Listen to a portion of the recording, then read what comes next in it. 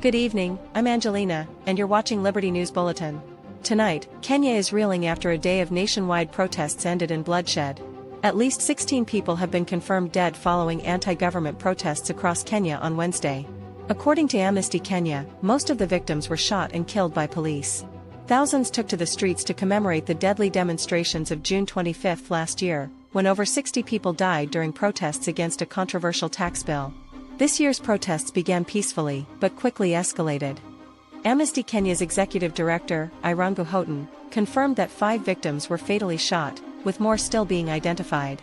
The Kenya National Commission on Human Rights, or KNCHR, reported over 400 injuries, including civilians, police officers, and journalists. The government-funded KNCHR accused security forces of using excessive force, including rubber bullets, water cannons, and live ammunition.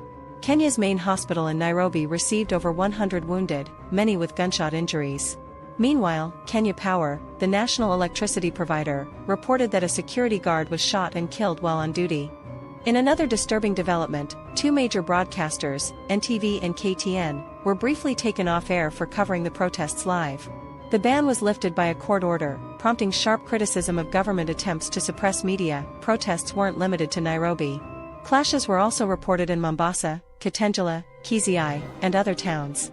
Public anger has been growing since the death of blogger Albert Ojwang, who died in police custody. 6 suspects, including 3 police officers, have been charged with murder in that case. As tensions grow, the international community is watching closely.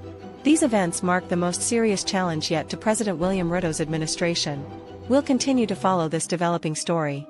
Stay tuned to Liberty News Bulletin for the latest.